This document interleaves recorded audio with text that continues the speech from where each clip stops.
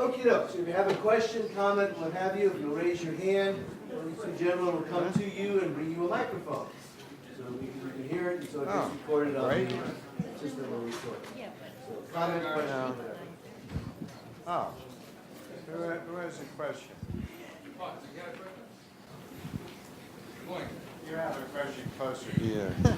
Hi, my name's Mel Boynton, and I read a book by Doris Kearns Goodwin last year called Bully Pulpit, and it described a time when income inequality and stratification was very high, and that was brought to a halt. That was really arrested.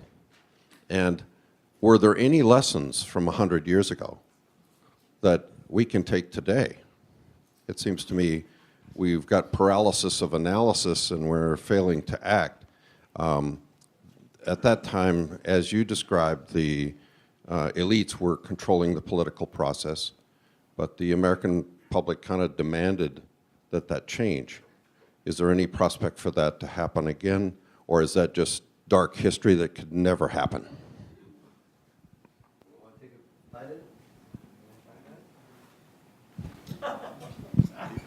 Sure. You sat up, so I was. We saw some pictures of Occupy Wall Street. Remember those? Yes. That movement imploded on itself. The movement of Occupy Wall Street imploded on itself. I see no discernible outcomes to that movement. And it's just, we don't have to go back just to Teddy Roosevelt. We can go to Theodore Roosevelt, right? I do agree with you that there are times when things get kind of bad that there are political pushbacks, and I think there are possibilities for political responses. But I'm the economist.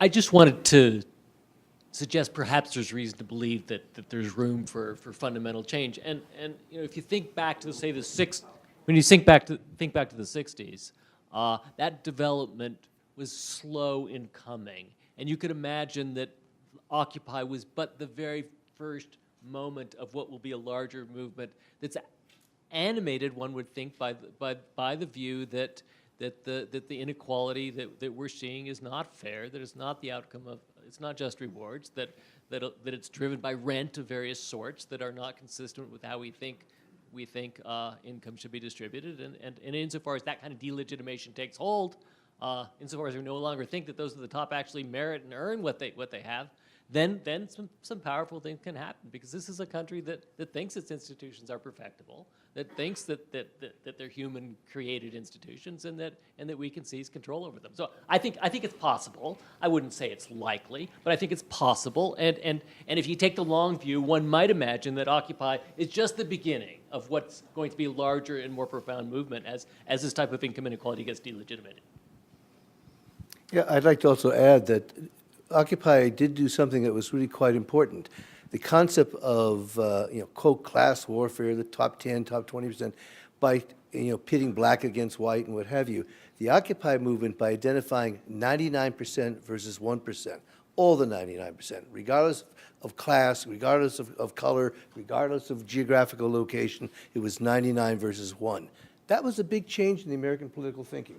I think that was not our thinking before that movement really took hold. And so I think it did have a bit of a lasting impact. And the question is, can you mobilize the 99%? Mm-hmm. I want to add to it, because I'm comparative political scientist, if you actually look at other advanced countries like Norway, Sweden, like Nordic countries, even if they have the same pressure for income inequality, they have globalization and deindustrialization. However, their income inequality not as large as United States, because they have really strong labor union and have really equal representation of population. It's not that simple. It is related to political system and electoral system too, and. So I think declined labor union, strength in the United States actually contributed to the, enlarged income inequality too. So we cannot have, stronger labor union in one day, but I think it's really important to organize the middle and the lower income class, and have more organized representation in politics. I think it's also important to think about this as political economy, that there's nothing natural about what's happening in the economic systems. I mean, these things operate by rules that are propped up by governments, markets are made by governments, currencies are made by governments, copyrights and patents and contract guarantees are made by governments. Trade is not a natural thing, it's a collaboration between public and private actors, and we create the rules by which it happens. And we help to prop it up. The American taxpayers propped up the banking system when it collapsed in 2008. I believe that we should have extracted much more benefit out of what happened afterwards. Break the banks up so that they're more responsive to public interests. They needed our money. We had them by the throat. We should make them do what we want. We will have future opportunities because, a crash will happen again, and then we can prepare ourselves so that when the next crash happens, we take better advantage of it. Guard, you're going to speak. There is a dirty little secret that you haven't addressed. That's race. We now know from studies that a black college graduate stands less chance of getting hired than a white high school graduate. How do we deal with that? We have the same phenomenon that also pertains to sex.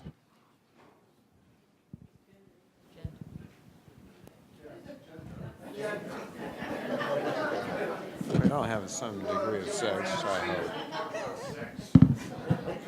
At least that's I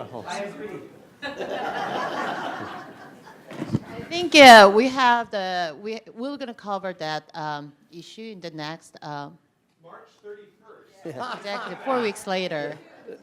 Let me then I'll jump in and add a little piece on this one, though. The demographics of the United States, as we were talking about at dinner, for a number of us, are changing dramatically. Right now, there are 3 states which are majority-minority states, that is, where the whites are less than 50%. California is one of them. Within 20 years, there'll be 22 states in which the whites will be not in the majority.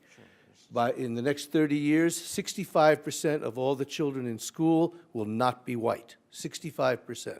The nature of this country is changing. So the preference for whiteness for labor force isn't going to work because there aren't going to be enough white workers. So and basically, as a Hispanic and the black population, if they can get politically engaged, they will certainly have the political will to change things. Now, will they? That's another question. Will they be allowed to?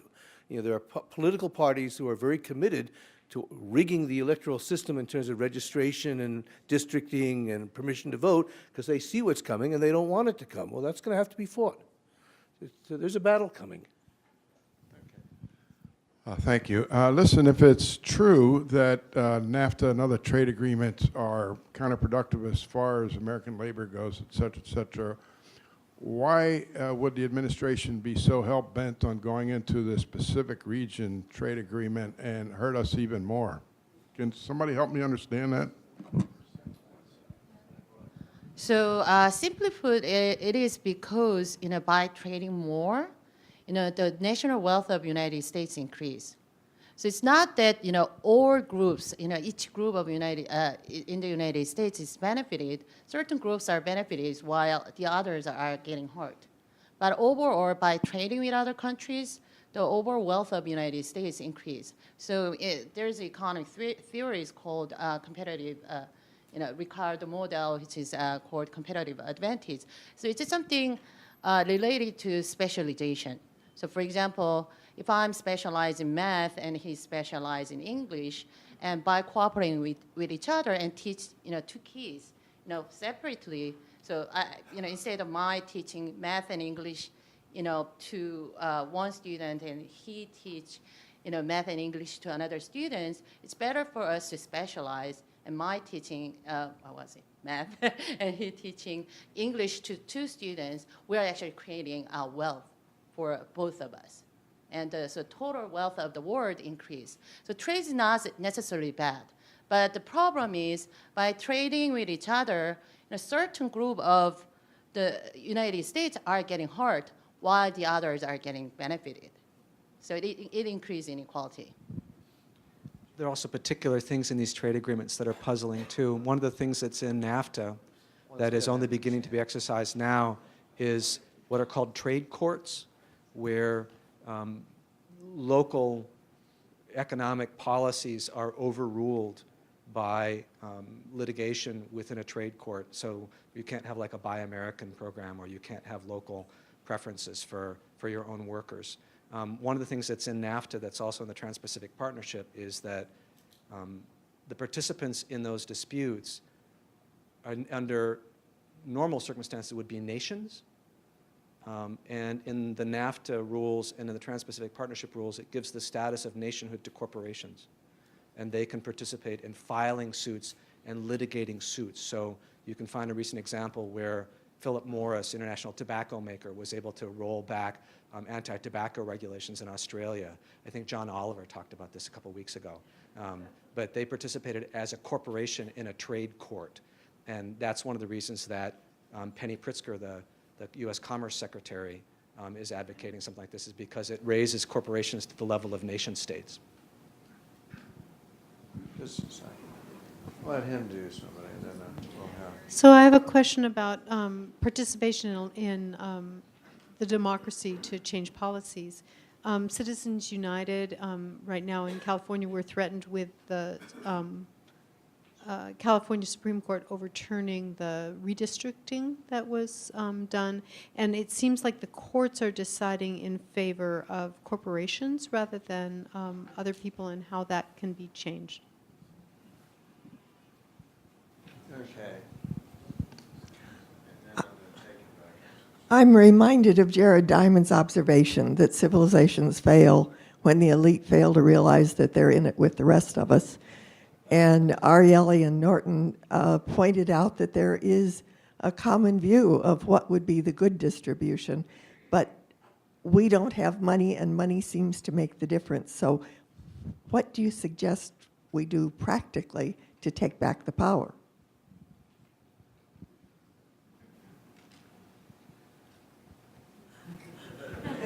The report that I was quoting Larry Summers in came out from the Center for American Progress this week. It has some really interesting proposals in it. I mean, I thought that they were actually plausible from mainstream economists. They're views that are probably more conservative than my own, but they seem to be more likely to be enacted into policy by potentially a Democratic administration. But you know, they advocate for basically tight labor markets, economic expansion, the end of austerity, and changing some ways that we handle the regulation of business in the United States.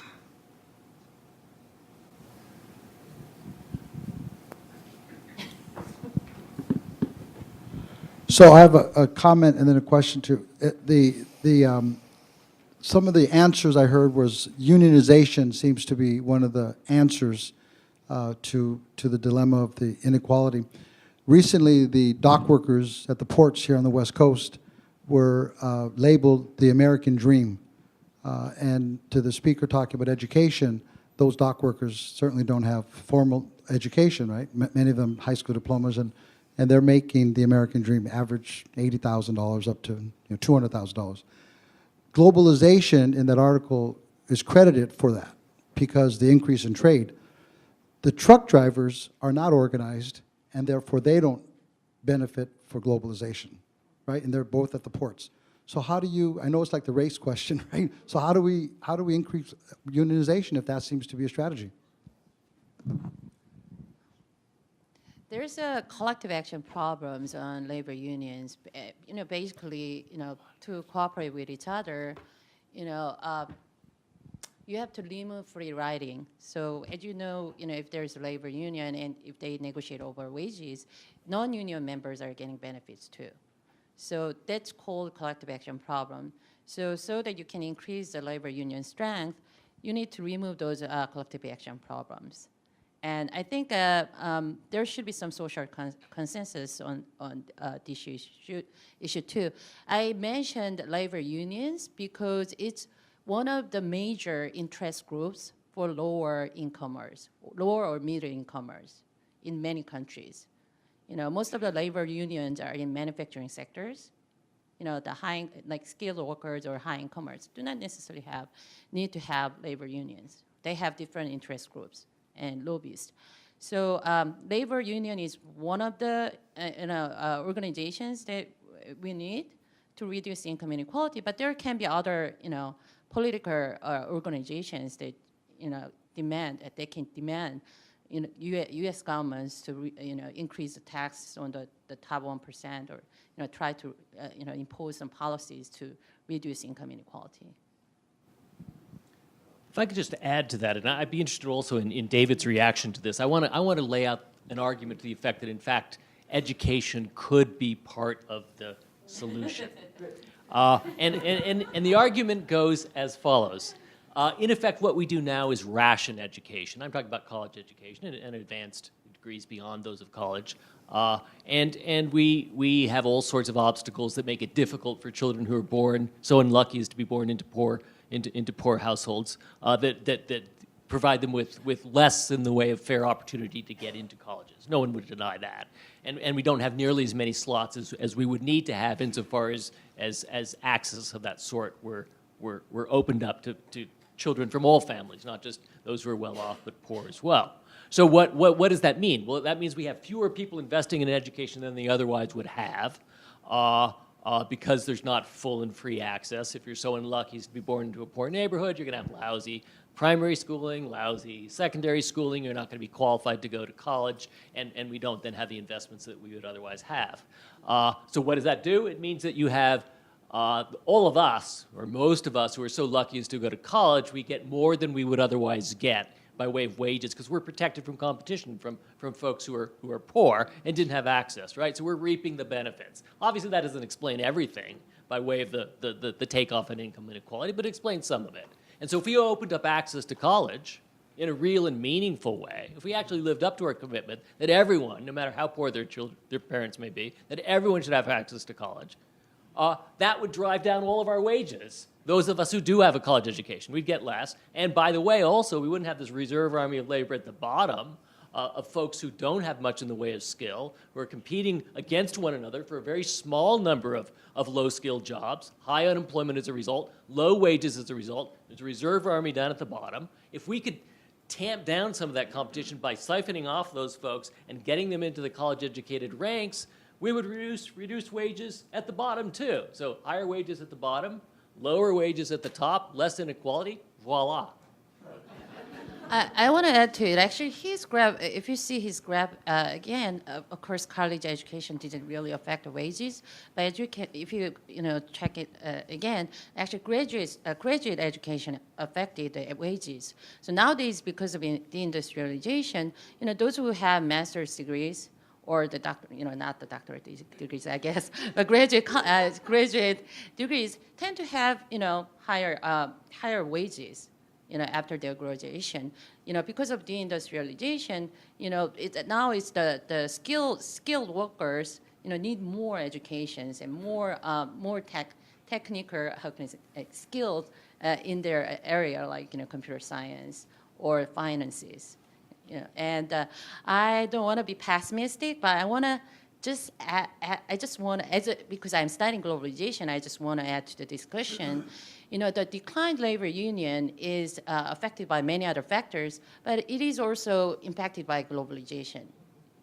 As there's more globalization, there's a threat to move to other countries of the cooperations. So basically, if there's a strong labor union in the United States, and if they, protest against a company, right, to increase the wages, then the company can just close the factories and move to other countries.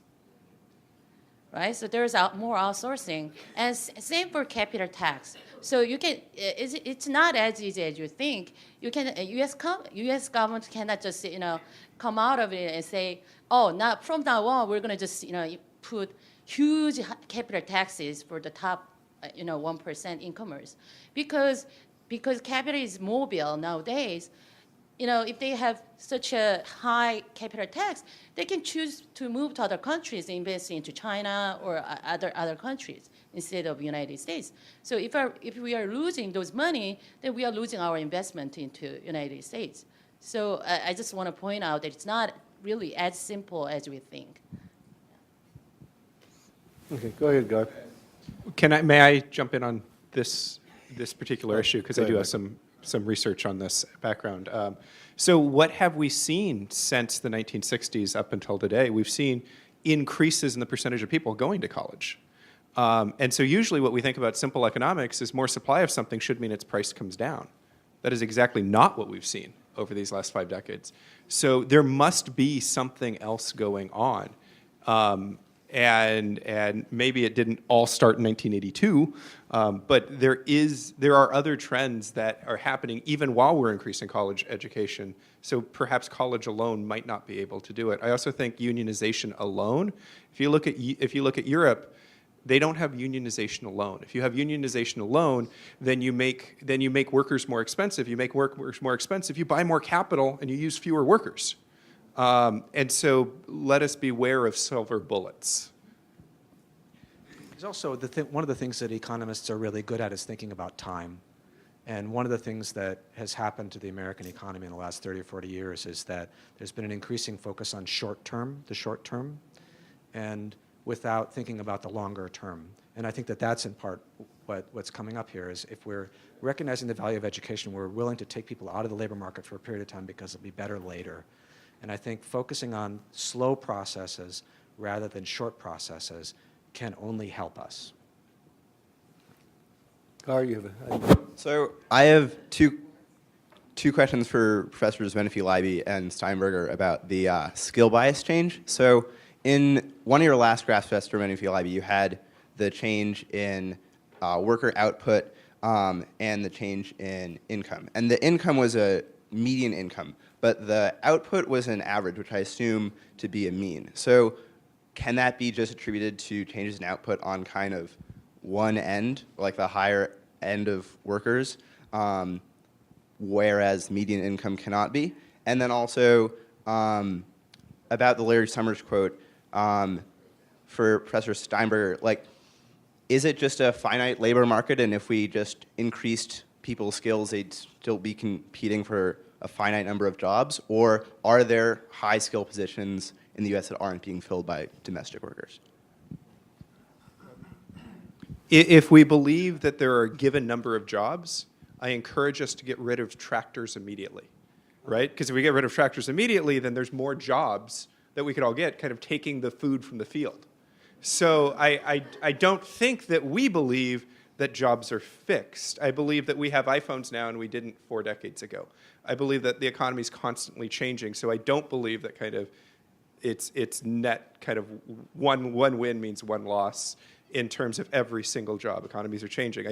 That doesn't change anything about the fact that you should think about tax policy in terms of if there are winners to comparative advantage, maybe make them win not so much, and maybe try and use that to compensate some of the losers. Your first question is a really good one, Aaron. Yeah. Total factor productivity is very, very badly measured. Just be patient, we'll get to as many as... Hello? Gar, could you move around? I think you got some other hands They here. have another one over here. Oh, okay, go ahead. Hi, how you doing? Fair. All right, I guess there's a mess. Well, let me ask this question. I understand the political part of stability with economic inequality. Some of us, and I don't mind saying I'm part of the 1%. I'm not Bill Gates 1%, and some of us are in here. And from a personal standpoint, I would ask, if I've made so much money, and I understand the politics, the instability, but from a personal standpoint, I would like to give some of that money to my kids. And I also, hey, we're not in a back room making smoke deals with politicians necessarily. Some of us are just made money because we made smart, rational choices. So, what message? How do you balance that between the personal? Because we're talking about 1%. You're talking about actual individuals that love and have feelings and are people too. So, how do we balance the political stability, but also send a message to the people who fall into that category? Hey, we have to try to figure out something for the better future, so we can all, have a better future for all of us.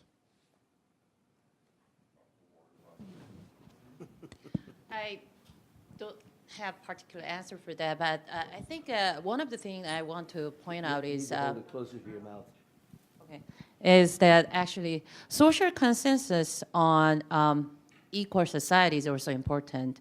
So if you go to like Sweden, Norway, those welfare states in European countries, there is a social consensus for equality. So those who are making lots of money, even if they are taxed high, they think they consider it as fair, and they think redistribution to the poor, is not necessarily unfair to them. So I think if you actually look at the social concepts in the United States versus Norway or Sweden, like other like welfare state in European countries, there's a totally different perceptions on equality.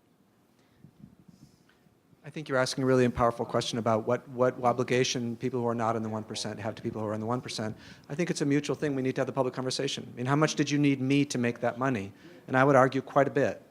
And so I deserve to get a share of it. I mean, I guess that's the sort of Elizabeth Warren speech, is that there are public structures that I and all the other people in this room helped to put together so that you could become successful the way that you are. And I applaud your success, but I also want people to recognize that they didn't do it by themselves. Hi, I have a question/comment about specifically about education. More than 50% of PhD candidates are foreign-born, and more than 50% of physicists are foreign-born. And specifically, I'm talking about science, because science is the engine of economy. I mean, of course, mathematics or physics is going to create more jobs than anthropology or art. This is fact. So you don't think something is wrong with our education system, because our graduate, I'm talking about high school, they're not even comparable sometimes with some third world countries. Thank you. If we take a look at Steve Jobs credits much of his success to his work in calligraphy, which might not be STEM related. I think choosing winners and losers in terms of fields is a difficult process. I agree with you that we see more interest in STEM fields these days. I don't know if STEM necessarily creates more jobs per major. I haven't seen that work specifically. The other half of what you're talking about is, so we are importing people who want education from abroad. Many of those people stay, and if they bring really good ideas and they open up businesses and they create jobs,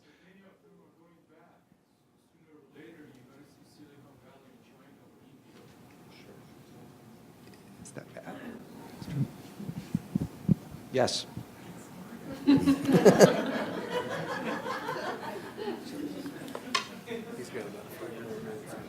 Are you? No, I think that's a good insight. I mean, I think it's difficult. I mean, the nature of what generates jobs in the United States,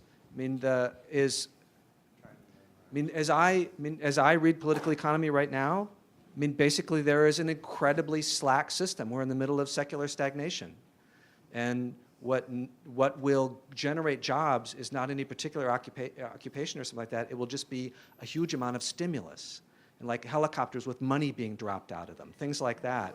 And that would stimulate the economy, it would stimulate demand, and it would help the economy grow. There's an incredible amount of slack capacity in the United States economy. And it's not about any particular major or any particular occupation or any particular technology. We're stuck in secular stagnation. Yeah, can I add a point as an economist for 1 second? There is a real possibility, a real need, as has been discussed. 65% of our bridges and overpasses are structurally deficient. They have to be rebuilt. Anyone want to drive on the 10 without getting a flat tire from the cracks in the potholes? We need to rebuild our highway system. The rest of the world is building high-speed rail for passenger and freight train. We could be building that. If you build if you rebuild your infrastructure, if you put, build, whether it's solar panels on every roof or what have you, you could create jobs building those trains, building the steel and the cement that goes into those overpasses. you could have a tremendous, massive influence on both the industrial base and on employment. And a lot of those workers who would be busy installing solar panels or building bridges do not have to have a PhD or a master's degree to do it. There is a possibility we could create tons and tons of jobs. With that, we have that capacity. The question is, where are you going to get the money? And the answer is you can only get the money from where it is, and the money only exists at the very top. So either we find some ways of taxing at the top in sufficient measures to start committing social programs to build at the bottom. If you have 40 people in a school, then build another damn school. So you have 20 people in a school. There are things we can do that will create lots and lots and lots of jobs. That's not the issue. The issue is, will we use government to get the money from where it is to do those things? That's not rocket science.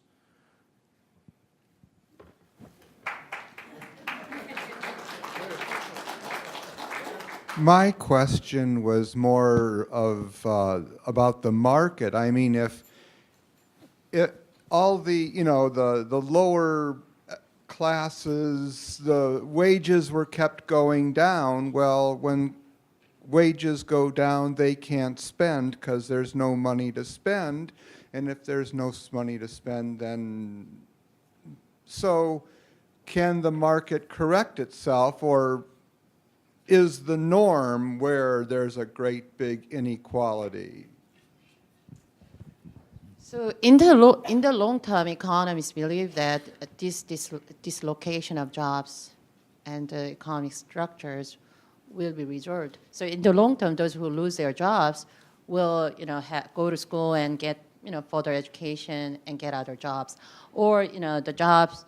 If they lose jobs in certain economic sector, they can move to other sectors. However, at least in the short term, it's really hard for those workers in like automobile industries in Detroit just come to California and find other jobs in the similar wage level.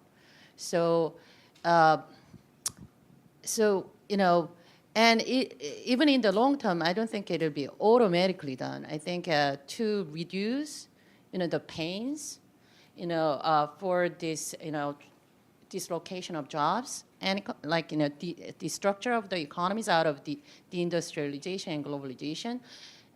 As I addressed in my presentation, it's really important for the government to provide job training programs or other social protections for those who are harmed or dislocated by the industrialization and globalization. That will reduce the restructure process of the economy. What I was kind of thinking of was Walmart is raising their wages.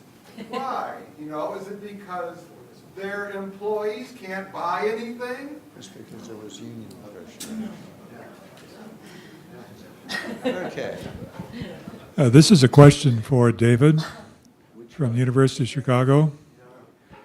I'm an ethicist, and I work on the ethics of higher education, high school and college and graduate education. And so I'm kind of caught in an intermediate zone.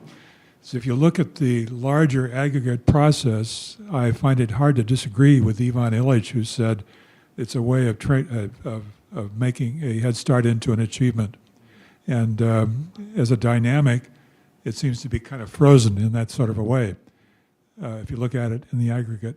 On the other hand, if you look at it in terms of specific little experiments here and there does seem to be an experiment here and there that breaks that pattern. And I wonder if you could point us to one or two of those patterns and say some things about them that bust people out of that system. Bust people out of stratification, or bust people out of... That help people break that dynamic that keeps them bound into this system at a certain status. They actually get someplace. I mean, I read about projects in Harlem, for example, that actually take kids of very marginal circumstances and work with them in such a way as to bring them to college and to graduate school, and they seem to break that pattern where it's not just a head start that turns into an achievement. I think actually one of the most hopeful things that's happening in the United States right now is happening in California.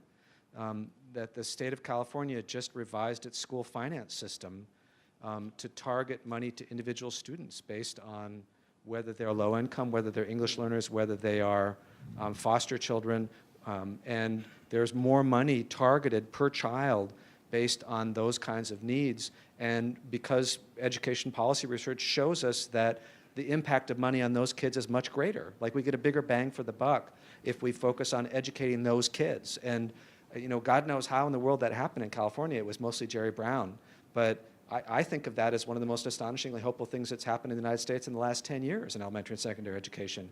It's a weighted student formula for funding, and now the devil is in the details of actually carrying it out and making sure that we deliver true education to those kids in the actual schools themselves. I'm tremendously hopeful about what's happening in elementary and secondary education in the United States right now. I think it's improving tremendously. Bill Vasquez, Claremont. I don't think Occupy Wall Street so much imploded as it was destroyed by the police in New York with whatever help they got from higher ups. And it may be a precursor to what other things that are going to happen, as in Hong Kong. Different issue perhaps, but people are starting to pay attention to this inequality, to the control of governments and that sort of thing. One of the slides that you showed showed the home ownership, which used to be in the 90%, is down around 65% now, 70%. And as people are less and less owning their homes, they're more and more willing to participate in some kind of, I get a sense there's a feeling that people say, what can we do? What can you do? If we don't do something, the people are going to do something. And that's not a radical phrase. As people don't own their homes anymore, and as they're forced out of the control of what's going on, they will do something. It's happened before in our country.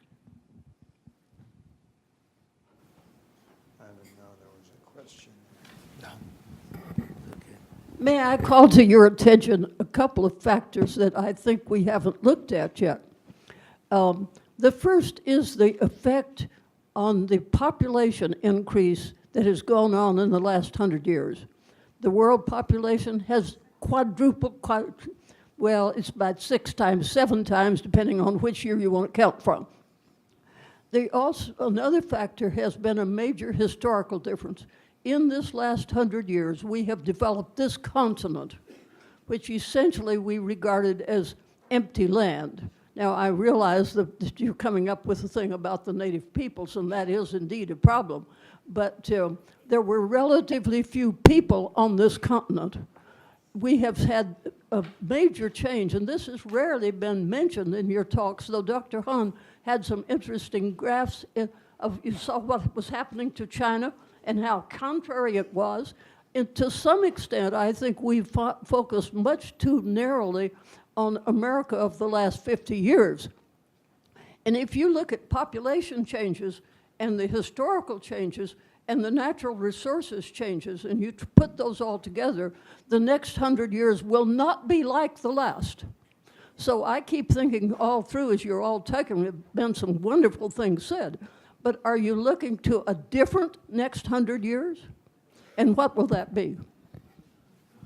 I think you absolutely need to look at what's going on globally around the entire world. So Brazil, Russia, India, China, combining them so Brazil, Russia, India, and China are the BRICS. Them alone entering kind of the global markets within the last 20 years doubled the workers that are producing things for trade. Well, if you have more workers, don't you usually think that that's going to produce more competition?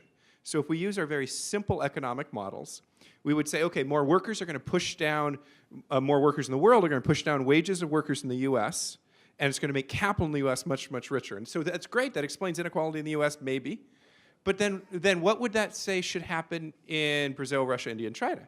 Well, now they get all this more capital, so their capital owners should earn less, and their laborers should earn more, right? So maybe there should be less inequality there if all it is kind of this trade type thing. That's not what's happening.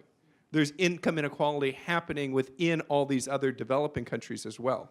So it is absolutely true that we have to look at the entire world, but it's more than just this trade story because inequality is going up everywhere. And I think that's why economists do go to there is technological change happening pervasively around the world to explain these. What do I see for the next 100 years? I wish I could predict black swans. I really do. I cannot. But I absolutely agree. I'm not expecting the next 100 years to be the same as the last 100. Yeah, I'd like to add just one comment when with the 100-yard. There was a couple of graphs from Piketty, and I think it's important at least mention his work. Piketty from France just published a 700-page economic analysis, and what he was looking at was not the U.S. or any one country. He was looking at the entire wave of capitalism, of how capitalism functions, and trying to look at that going back to the beginnings of 1700 and what have you, and looking at the 30 years when things were looking good from 45 to 75. That's the aberration, and that the normal native of capitalism is that the rate of return on capital grows much faster than the rate of return for labor and income and wages and family income. That's the normal way capitalism functions in every country it's ever been tried at for 300 years. The question is, if you're going to overcome that, it is only going to be overcome if through the political system you take some of the money from capital and put it back to the labor force and workers. That's the conclusion he reaches in every single country, and he had data from about 8 of them, and looking over about a 400-year period. Yeah, I just want to add to it because I studied globalization and inequality. Actually, inequality is increasing in every dimension. So inequality, not just in the United States, but also other advanced countries, as well as developing countries are increasing. So it's all over the world, in other words. And also the inequality between advanced countries like United States and the poor countries are increasing too. So US GDP is increasing incrementally while the poor countries are not developing well. So, it is a global problem right now, not just in the United States. When I think about what the economy is going to look like in 100 years, I think that climate change is going to be so cataclysmic that there's going to have to be a different economic system. So that's a different panel discussion. Go ahead, man. So this is a problem, as been noted, of political economy, of human institutions. And there is such a thing as human agency and consciousness among peoples as groups of what is fair. I find it hard to believe that Americans don't value fairness. And I think it's the role of education to help people understand the dynamics of policies and to enlighten our students about how their own actions are influencing their lives by the policies that people are making, and to help the American electorate, which there isn't political power here because the people who have the power that vote are hoodwinked into thinking the people they vote for are analyzing life correctly when it's a bunch of ignoramuses who are led by these capitalists that are enriching themselves. So education, it seems to me, plays a huge role. And if we're doing our job as educators, we'll be enhancing the critical thinking of our students to the point where they know better than to elect the people that are running our country now. I think we'll take one more question. And I'm impressed that it's 9:35 and everybody, so many of you are still here. So congratulations on your endurance, and it also is a commentary on the quality of our panel that everyone's still sticking around. Let's get one last question. Hi. So one question that I had is one thing that I noticed from a lot of economic policy nowadays is that we're pretty obsessed with economic growth. We look at economic growth and even every incremental percentages, and that's something that we focus on. But I mean, it's obvious to us that income inequality is growing, but the people who support economic growth would say that it will eventually trickle down and bring social welfare to all of us. But I mean, it's not just in America. There's a lot of economic policies out there. IMF is doing all the privatization or all kind of economic policies that would bring economic growth to the developing countries too. But currently we don't really see a lot of equality that's happening. And something that I'm wondering is economic growth and income equality is that like kind of a dichotomy, or are we not seeing the trickle down effect yet?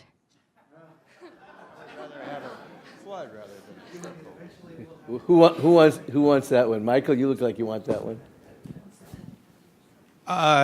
So what you heard is that there's high income inequality in developed countries, but there's also high income inequality in undeveloped countries, or developing countries. So if you're a rich country, there's income inequality. There's poor country, there's income inequality. So I don't know necessarily if growth of itself makes things worse. So if I had to choose, if I either be in income inequality in a poor country or income inequality in a richer country, I think I'd choose the richer country. And so that might be why you have economists talking about GDP being something important. It means we have the capability to share more stuff. But I agree with you. It's an entirely different question about how that is distributed in the population. And yes, you may hear from some talking heads trickle down, but you don't always hear that from economists. I think economists realize these are related different things. In some situations, maybe yes, some targeted programs might benefit everyone. Other targeted programs might only benefit some people. But please don't paint all economists as trickle down. Here, here. I'd like to thank our panel.